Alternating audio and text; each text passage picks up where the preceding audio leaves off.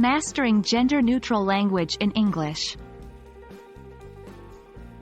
Hello, language learners. Today we're diving into an increasingly significant topic in English language studies, gender-neutral language.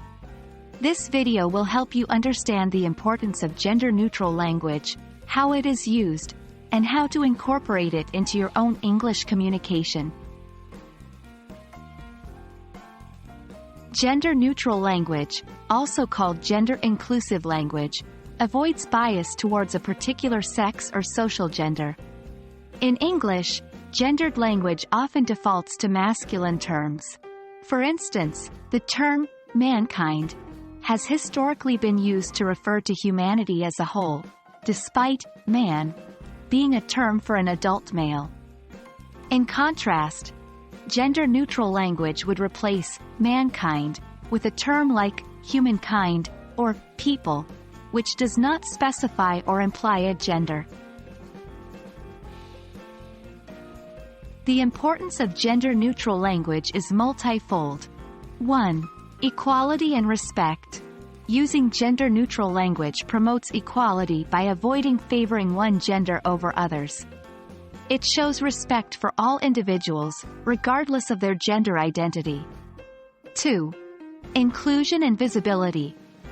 Gender-neutral language includes and acknowledges the existence of people who do not identify strictly as male or female, such as those who are transgender, non-binary, or genderqueer.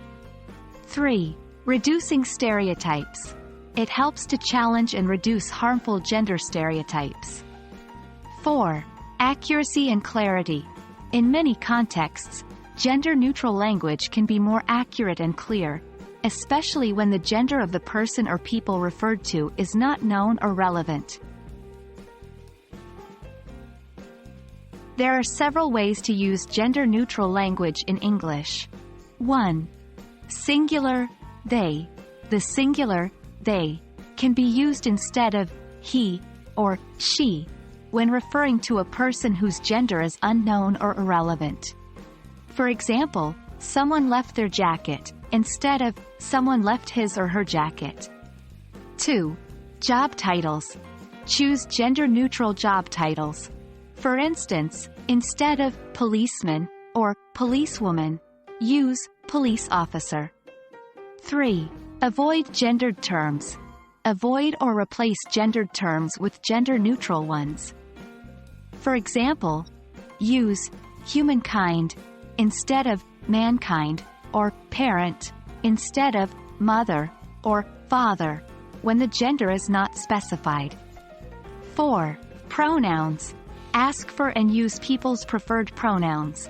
Some may prefer gender-neutral pronouns like they, them, ze, here, among others.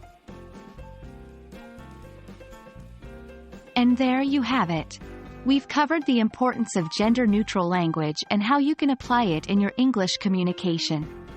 Remember, language shapes our reality, and using inclusive language helps create a more equal and respectful world. So let's keep practicing and improving together. Hope you found this video helpful, and happy learning!